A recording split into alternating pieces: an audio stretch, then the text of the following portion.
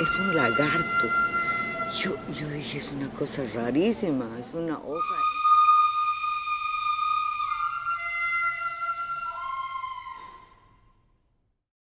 Bueno, esas cosas te pasan más bien, ¿no? No las buscas, porque de hecho yo tenía mucha inclinación por la pintura, por la cuestión visual, pero vino la revolución universitaria y todos nos metimos a la revolución, y no había ahí ya de qué discutir, había que meterse en la revolución.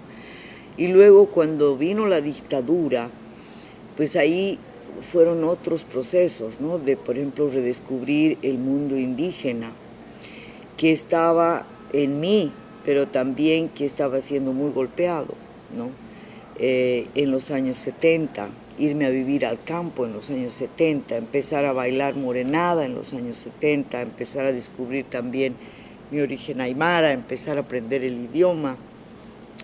Todo eso me llevó como a que al volver a la universidad, que yo terminé, digamos, casi en una especie de semiclandestinidad, ¿no? En una universidad clausurada al pensamiento crítico, clausurada a toda idea, ni siquiera a las ideas revolucionarias o subversivas, a las ideas a secas. O sea, era una universidad que te bloqueaba cualquier posibilidad de pensar. El primer gesto fue formar un grupo fuera de la universidad, un grupo que se reunía casi clandestino para leer etnohistoria, para leer historia andina, para leer cosas nuevas que estaban pasando en esa época. Y a partir de eso, después del segundo exilio, en el segundo exilio fue también el hecho de que mi tesis de maestría fue destruida por los militares. Y lo único que me quedaba a mí era la memoria. Y era algo que no me iban a poder quitar. Y entonces a partir de la memoria yo fui construyendo como un diálogo con la realidad que me llevó a fundar el taller de historia oral andina, a partir de prácticas como la lengua, ahí a profundizar un poco el tema de la lengua, y hacer de la historia oral un registro que nos llevó a descubrir un universo de prácticas, de conducta, de comunidades urbanas, rurales, que hacían teatro, que hacían veladas literarias, descubrir en las bibliotecas de estos viejitos, pues, o las obras de Beth Draven, que es este anarco australiano. En fin, todo un mundo cultural bien interesante, ¿no? Y lo primero fue, pues, después de hacer el librito, porque yo ya había escrito ahí un par de libros, pero uno de ellos fue Los artesanos libertarios y la ética del trabajo. Y claro, hicimos con mucho entusiasmo muchos ejemplares, demoramos mucho tiempo en vender, pero cuando se nos ocurrió hacer un video, el primer día de la exhibición, había más lectores que los que compraron el libro durante 10 años, ya. O sea, realmente tuvimos que dar y dar y dar el video hasta que la gente, porque se pasaron la voz en el público. Entonces ahí como que tuvimos de pronto una especie de enfrentamiento con el mundo de la imagen sin un manejo técnico muy elaborado, que a mí me llevó también a romper con la disciplina por el lado de que las personas que trabajaban conmigo, que sí habían estudiado cine formalmente, no podían captar, digamos, esa sintonía con lo popular por varias razones. Cuando al final hice yo un video mío, estábamos hablando en aymara con el protagonista, que era un escultor, y el camarógrafo no sabía cuándo poner plano más corto, plano más largo, porque como no entendía lo que decía, entonces me tocó cambiar al aymara, o digo al castellano, porque la brecha lingüística impedía seguir con la sensibilidad que se requiere, esa atmósfera a la cual evocaba este escultor. Y así me fui autonomizando un poco de las disciplinas, y de hecho había practicado la sociología desde la historia, desde la antropología, desde la etnohistoria, desde la arqueología. Era una mezcolanza viviente y encima con la imagen. Entonces se fue haciendo esa trayectoria sin mayores pretensiones, simplemente, yo sí nunca pensé que había que dividir la realidad, que había una integralidad en la realidad, que era un hecho social total, además eso lo dijo un clásico, digamos, de la socioantropología, que es Marcel Mauss, hay ciertas cosas que son totales, que no son, que son políticas, económicas, son ideológicas, ¿no? Un ritual cumple funciones totales, una fiesta es un hecho social total. Entonces ese fue el enfoque, ¿no? Y picar de todas las disciplinas, picar por aquí, por allá. Y últimamente mucho en estudios literarios, porque yo hace rato que sostengo, porque uno de los desafíos de mi práctica pedagógica es que la gente aprenda a escribir, pero aprende a escribir con su propia voz, que desarrolle su propia voz autoral, que trabaje el texto con placer, que el escribir no sea una tortura, que pueda ser convertido en un ejercicio feliz, ¿ya? Y ese es un trabajo que me ha llevado a pensar que la sociología es una rama de la literatura. Y también leemos novelas y vemos mucho cine en mis materias, porque el desafío narrativo es igual, digamos, es equivalente más que igual, es equivalente. O sea, narrar implica una verosimilitud, un gesto de comunicación, una puesta en juego de lo propio, de lo íntimo, de la subjetividad, y en diálogo con una realidad, ¿no? Y esa subjetivación es algo que permite que la gente se apropie de su propia narrativa. Y claro, como mi curso es así y es optativo, yo he luchado toda la vida porque nadie nunca esté obligado a pasar clases conmigo, sino que solo los que quieren, y los que no quieren o no pueden, pues se van a otros paralelos. Entonces se han ido seleccionando y autoseleccionando lo que yo llamo los artistas del closet. O sea, los que no quieren salir a hacer arte, decir que son artistas porque los descalifican políticamente, los que quieren tener incidencia en lo que ocurre, tener voz pública, respetable, digamos, y por eso no, un poco que esconden con su sensibilidad estética. Pero en el caso, digamos, del trabajo conmigo, trabajo que es de tesis, que es de trabajos de investigación, se explayan, pues. La dificultad está a veces en que entiendan que eso también es una reflexión de tipo social, ¿no? O sea, que en la carrera tienden a considerar que se están yendo muy lejos de la sociología y que ya han salido de los márgenes de la disciplina y que hay que volverlos al redil. Y entonces cuando a veces les toca un tribunal, de repente tienen que sufrir bastante, ¿no? Tienen que, digamos, hacer unos ajustes en aras de la, ¿no?, de la disciplina, ¿no? Pero ya el gesto de libertad ya está instalado en ellos, ¿no? Y eso es muy bonito, ¿no? O sea, saben que están haciendo concesiones a la disciplina, pero ya no es la disciplina a las que por dentro los ha trabajado en una especie de autocensura, ¿no?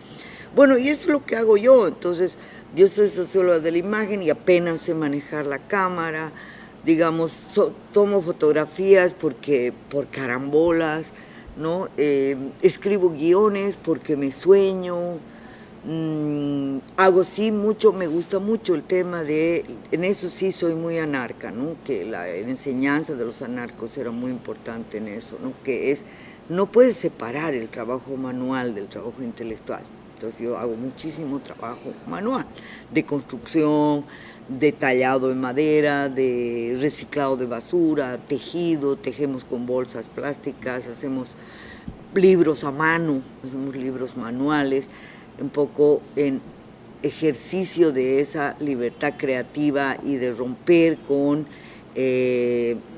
la sumisión al sello editorial, a las lógicas del mercado que encarecen muchísimo el libro, que lo hacen inaccesible a la gente que es a donde te interesa llegar.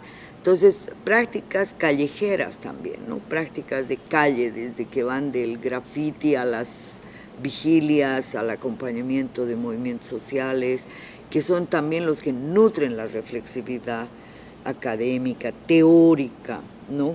Y peleas, ay, yo me hago pelear, me peleo con todo el mundo y con los cientistas, por ejemplo, me peleo con la gente que creen que todo es cuestión de palabras, ¿no? O sea, que hablar del vivir bien ya estás en la onda, ¿no? Cuando en realidad yo me pregunto, ¿cómo vivirán los que tanto hablan del vivir bien, ¿no? O sea, ¿no será cuestión de intentar vivir de otro modo, hacer las cosas de otro modo? Y para mí entonces lo indígena no es una identidad, no es una camiseta, no es un color de piel, lo podríamos resumir como una episteme, como una atmósfera cognitiva que te lleva a, por ejemplo, intentar reconocer sujetos en el mundo no humano, ¿ya? Bueno, de hecho eso, cualquiera que practica rituales con cierta regularidad y seriedad, habla pues con los achachilas, habla con los cerros, con los ríos, habla con el lago, habla con las piedras, ¿no? Yo hablo con las piedras. Y esto es un elemento. El otro elemento es esto de la mano y el cerebro, ¿no? O sea, sembrar, cosechar y hacer los rituales de siembra y cosecha te llevan a otra relación con los alimentos, ¿no? Y el otro es intentar crear comunidad, ¿no? Y la comunidad es también un entorno epistémico de conocimiento, pues, en grupo, ¿no? De procesos, ¿no? De conocer, hacer, de saber hacer. Eso, entonces son cosas muy sencillas, que no tienen mucha teoría.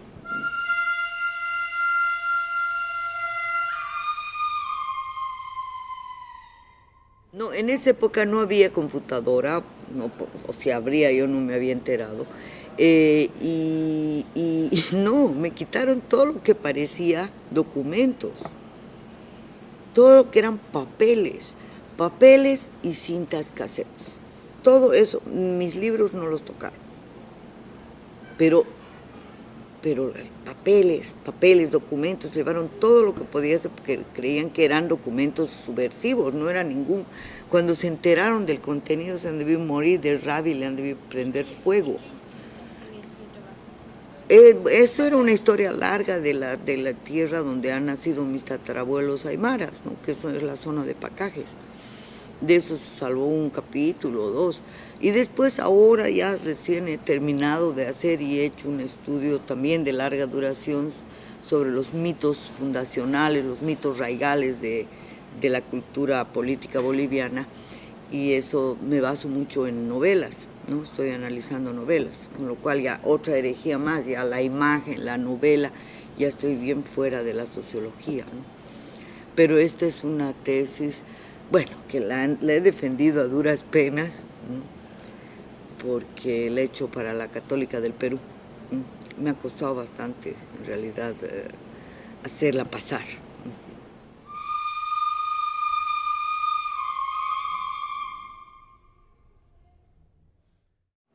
Bueno, yo he hablado desde hace muchos años y me suscribo, digamos, dentro de esa corriente de pensamiento del colonialismo interno, pero el colonialismo interno entendido desde Fanon y desde Pablo González, con el cual además tengo unas divergencias, ¿no? Porque él lo ve dentro un poco de la sociología de la explotación, ¿no? Lo ve como una especie de suplemento a la explotación económica, en tanto que yo más bien lo veo como un modo de dominación.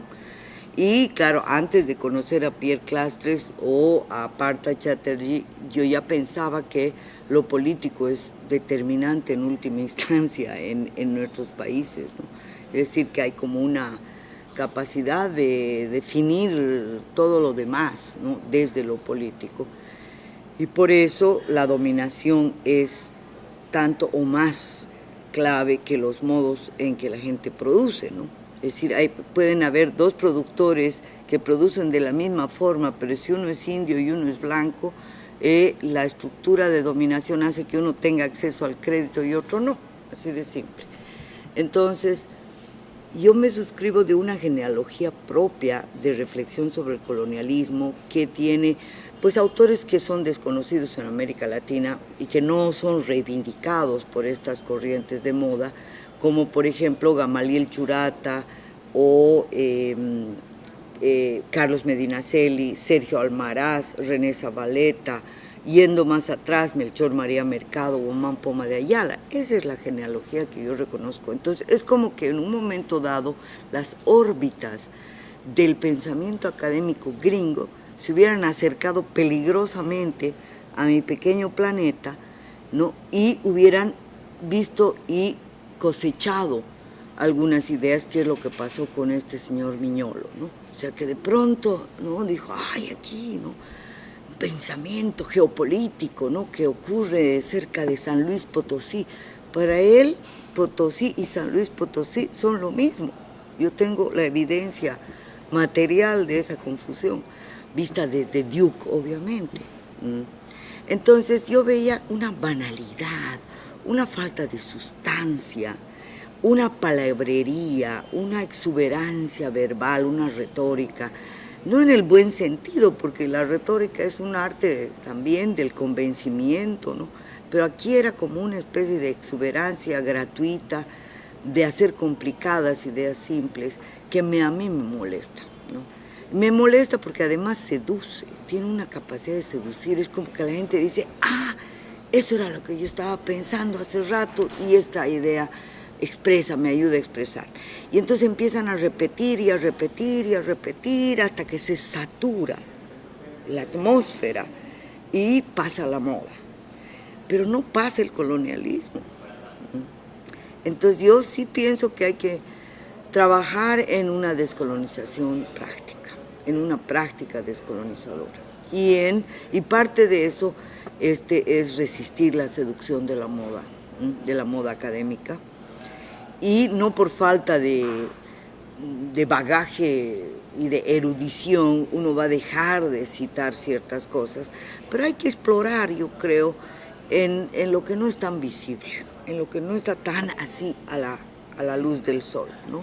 Y ahorita yo estoy bien interesada en ese momento de la cultura latinoamericana, donde coincidentemente, y sin que haya internet ni comunicación entre estos, habían los tzántzicos en Ecuador, la gesta bárbara en Bolivia y los antropofágicos en Brasil. Las tres palabras, bárbaros, antropófagos y tzantza, remiten al mundo indígena.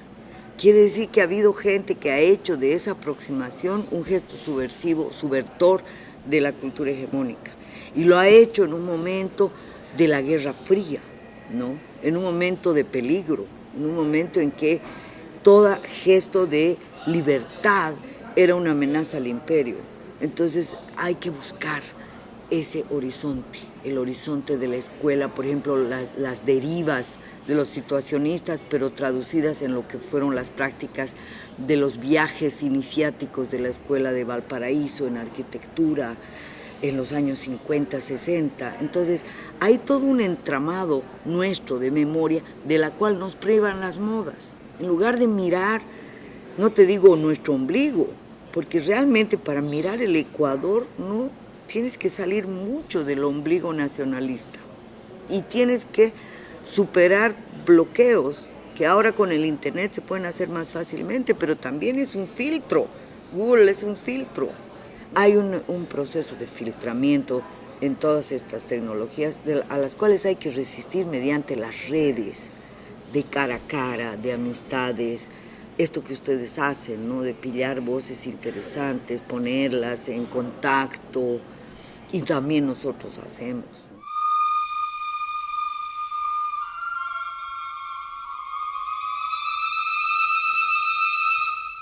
Yo no tengo ninguna vergüenza de hablar de la comunidad, ¿no?, y del conocimiento en grupo, a dúo o a trío, ¿no? Siempre he querido hacer comunidad, siempre he intentado hacer comunidad. Era el TOA, después era Aruyiri, después Sumajuira y ahora es el Colectivo 2.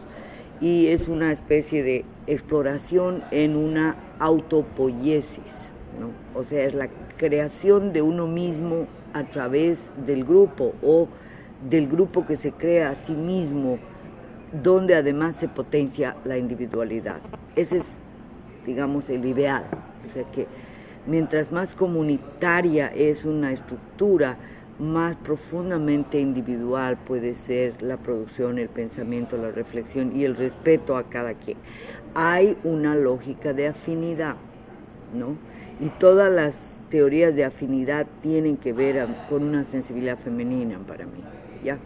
Entonces, ese nosotros es un nosotros siempre en proceso, siempre en construcción.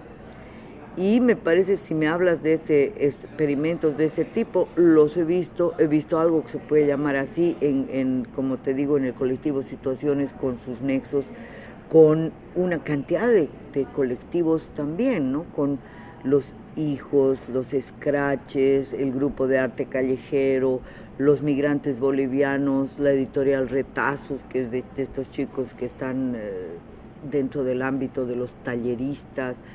Esas cosas que están pasando son parecidas a los que nosotros hacemos, ¿no? Y creo que pues tú me puedes contar más sobre en qué implica, pero esos experimentos están mostrando que hay como es necesario salir de la especie del monólogo creativo, ¿no? De que te miras el ombligo y eres diferente a todos y por lo tanto eres artista, ¿no? Cuando en realidad la creatividad es algo que acompaña muchos más actos de la vida que el acto del narcisismo estético, ¿no?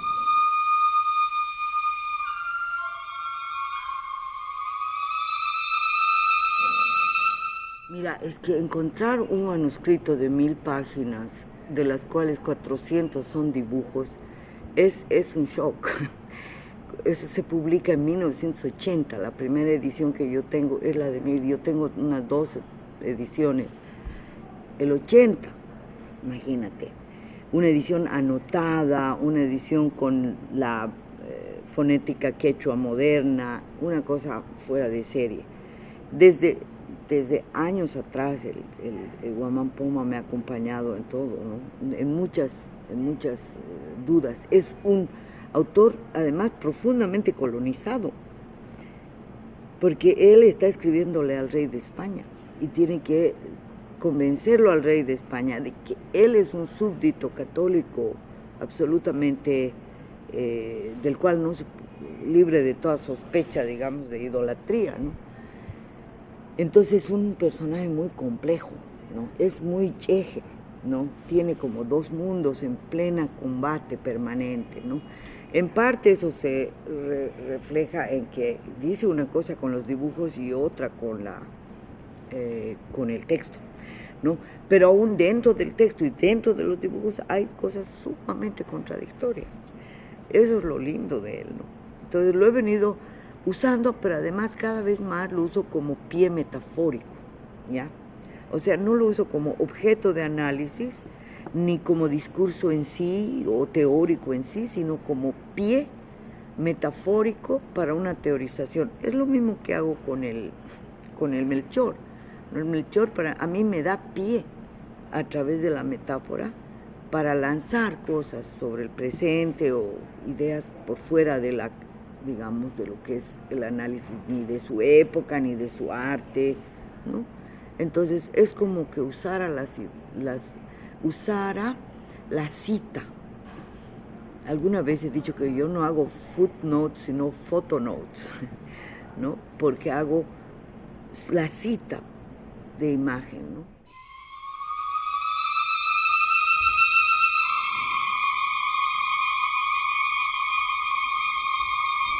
Sí, es justamente una lectura que se apunta a la descolonización del mestizaje, ¿no? El mestizaje viene como un paquete civilizador, está empaquetado, ¿no? Entonces tú te tienes que tragar, junto con la idea de libertad, que es extraordinaria, porque la idea de libertad viene de Europa, viene del mundo del trabajo, de las luchas sociales, de los anarquistas a fines del 19, desde la Comuna de París, qué sé yo. Entonces, esa idea de libertad está empaquetada en toda la envoltura capitalista del consumo. Entonces, lo mismo la idea de identidad. La idea de identidad y de comunidad y de etnicidad están empaquetadas en el arcaísmo, en el exotismo, en lo inconmovible, en lo que permanece, en lo inmutable, ¿no? Yo creo que hay que desempaquetar esas dos cosas y revitalizar, revivir, avivar el sentido de lo que es la libertad, por un lado, y toda la herencia cultural europea, y por otro lado el sentido de lo indígena como una alteridad epistémica, como una posibilidad de mirar el mundo con otro código, ya con otro código cultural, como te digo, que te permita dialogar con el cosmos, reconocer otras fuerzas más allá de la voluntad individual o del talento y qué sé yo, reconocerte en diálogo con el mundo, con otras fuerzas del universo, ¿no? Y eso implica lecturas desde una geografía, ¿no? Desde un espacio. Entonces, pienso que esos gestos son lo cheje. Lo cheje es cuando tú tienes esas dos cosas que no se articulan, pero que de pronto no habían sido tan antagónicas, que sino son complementarias, no son de un antagonismo destructivo, sino creador.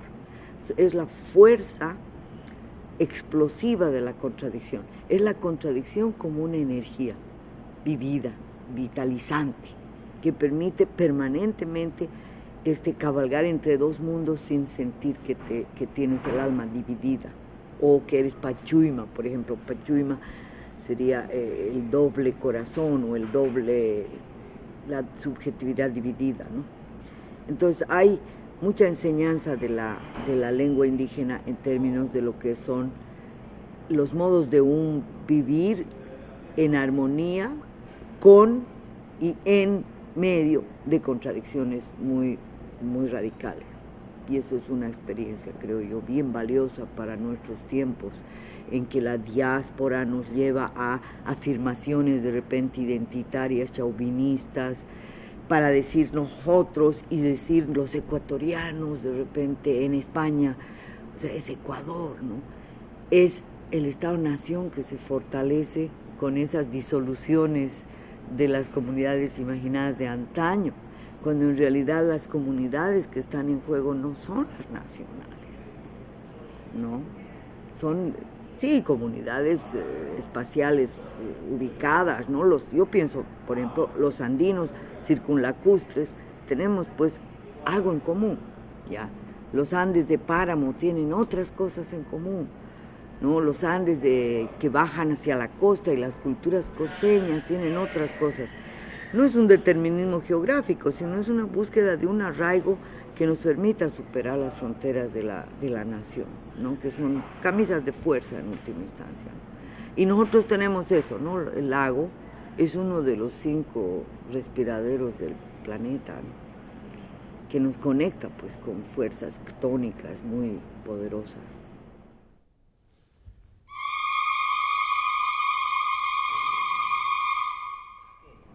Una taicatahuaco me considero, una mujer joven vieja, andina, por supuesto. Si te digo taicatahuaco, ese es porque soy andina, ¿no? Soy una mujer madura, con el corazón joven, nacida en unos cerros, en medio de unas determinadas estrellas que no se ven en el norte, y que de alguna manera está conectada con flujos de energía joven, gracias a que soy profesora. Mi correo electrónico es Iatichiritua, ya eso quiere decir, yo soy profe, yo soy maestra, soy profesora, que puede ser de escuela, yo soy profesora de escuela, tengo auténtica vocación de maestra, de profesora, ¿no? Y eso me define, ¿no? Me rejuvenezco muchísimo con las nuevas generaciones. Y toda mi generación es una generación de traidores, ¿no? De que se han vuelto neoliberales después de haber sido ultraizquierdistas. El grueso, o sea, pocas excepciones. Y yo me he pedido así, me he exiliado de mi generación y me he pedido asilo entre los jóvenes, porque realmente es lo que me ha permitido conocer unos mundos y unas sensibilidades que me enriquecen muchísimo. Entonces, así yo me defino, como una profe que es a la vez joven y vieja.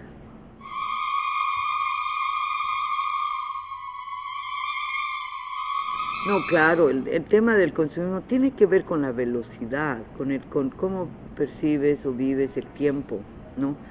El trabajo, por ejemplo, visto como un castigo, pero como una especie de anzuelo para el consumo, ¿no?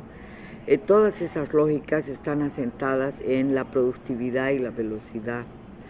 Y hay pues resistencias, ¿no? Resistencias nuestras como colectivo a entrar en esa onda. Nosotros nos damos cuenta cuánto tardamos en hacer las cosas y que pudiéramos hacerla más rápido, pero hay algo del placer, de la lentitud que nos ha salvado de eso, ¿no? Y claro, nos piden 100 libros y podemos hacer 20, pues, pero ni modo, ¿no? Tampoco le subimos el precio atendiendo a la ley de la oferta y la demanda, sino los primeros 20 que llegan se los compran y listo. Entonces hay una resistencia más práctica, más fáctica, ¿no? En la búsqueda, por ejemplo, de no divorciar el trabajo con el goce, ¿ya? Trabajamos fuerte, estamos construyendo ahorita un centro cultural con nuestras propias manos, ¿no? Todo el grupo está totalmente embarcado en trabajo físico, estamos experimentando.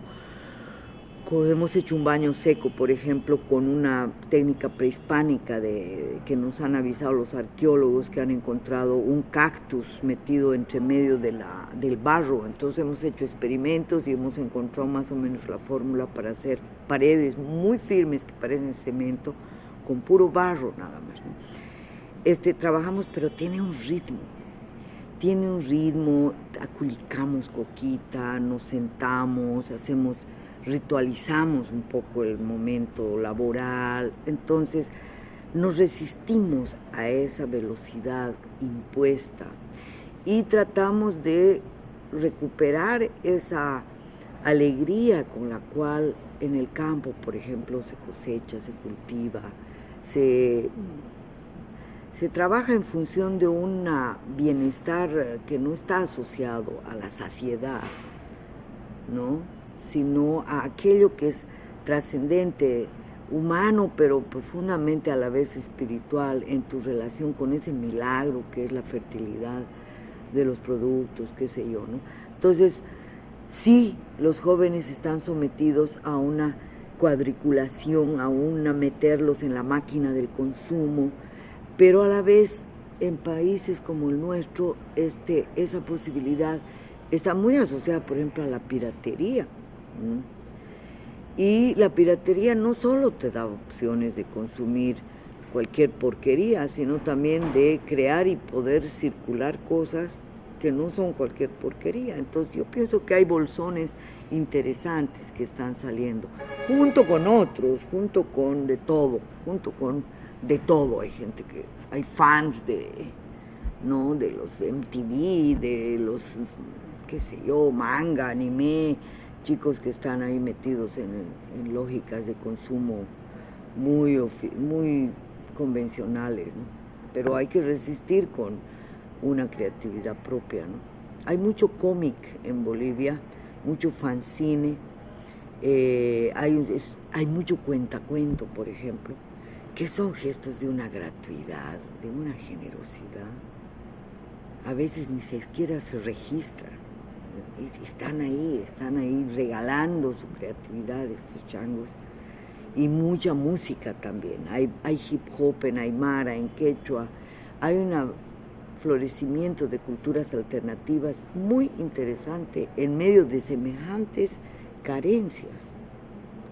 Entonces, para mí que no está pudiendo, digamos, el sistema fagocitar, ¿no? El momento en que nos legalicen del todo, en que nos sometan a una grilla normativa, a unos reglamentos de pagar impuestos, ese momento por ahí va a ser muy duro, ¿no? Por ahí, pero todavía no ha llegado en Bolivia eso. Somos evasores y piratas.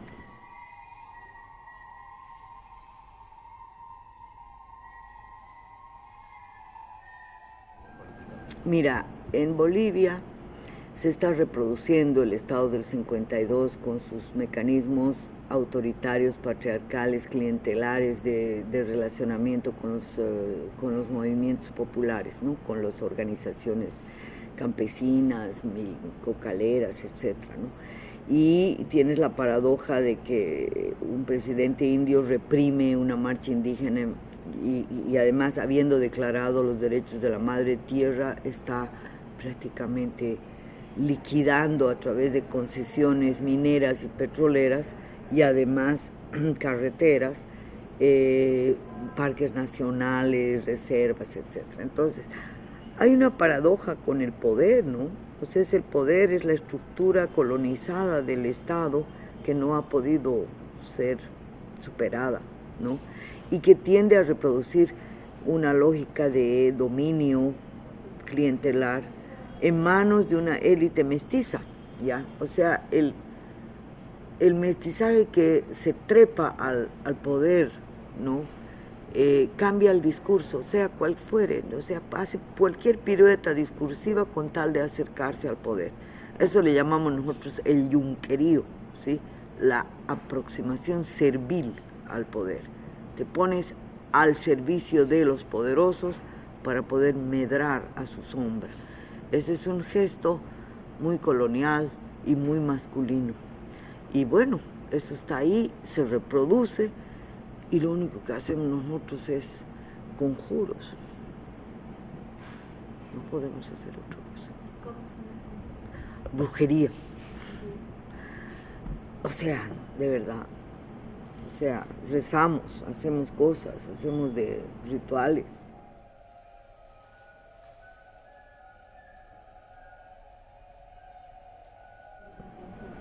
Y es esa contemporaneidad intensificada, esa intensificación del presente y el que el futuro finalmente es un albur, lo que te permite seguir viviendo a pesar y mantener cierta lucidez crítica, ¿no? Que tienes obligadamente que reactualizar un pasado diferente de alguna manera, revivir el pasado y darle otro signo al pasado, que no sea el de la repetición de la dominación, ¿no? Que sea más bien ese pasado que ha subvertido, que ha sido capaz de subvertir gestos, más que políticas, más que acciones, más que discursos, son gestos. No, a mí me ha entusiasmado mucho la posibilidad de construir una universidad de cero, digamos, ¿no? O sea, porque siempre he pensado que la universidad tiene un lastre del pasado, entre otros casos, un lastre de la autonomía, un disfraz de autonomía que ha hecho que de algún modo sea un escudo contra la transparencia, un escudo que favorece la corrupción. La universidad en Bolivia es una bolsa de pegas, una cartera de pegas para los clientes de determinadas facciones, una cosa horrenda, que no privilegia para nada ningún tipo de excelencia ni talento, ¿no? Entonces, ver que hay una posibilidad me ha entusiasmado. Tenemos derecho a tener esperanzas, tenemos derecho a creer en algo, y creer en que es posible crear algo diferente y meterle con todo para apostar a eso, me ha parecido que valía la pena.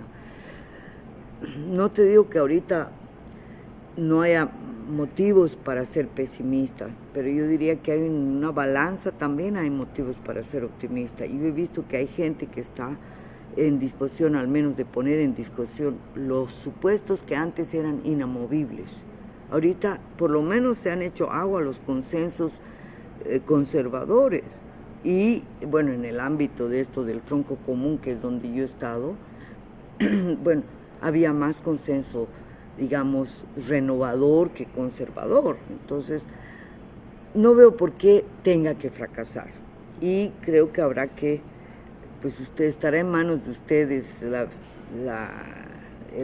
el seguir insistiendo, digamos, en las líneas maestras de lo que hemos estado haciendo en función de una cosa que sea otra, diferente, que no sea más de lo mismo, con otros nombres, y sobre todo que no sucumba a la retórica de lo nuevo. O sea, lo nuevo como retórica es lo el peor enemigo de lo auténticamente nuevo.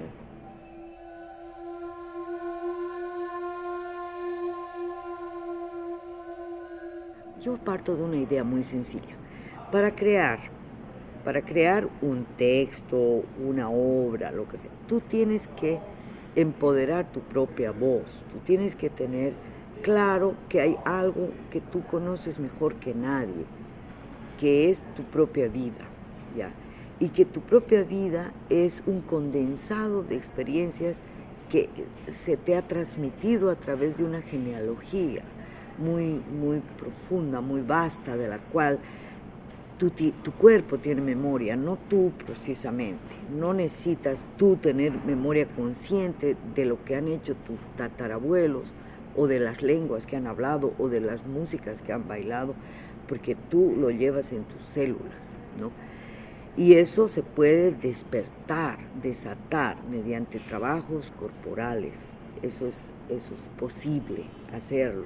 El ritual es uno de los caminos, la danza es otro, el trabajo con el cuerpo escénico es otro, el trabajo físico, el cosechar, el sembrar es otro, el buscar nexos con una lengua ancestral es otro. Hay muchos caminos de hacerlo, cada quien puede hacer su propio menú, pero no puedes tú dejar de reconocer que cada persona, primero por el solo hecho de haber aprendido a hablar de niño o de niña, es súper inteligente.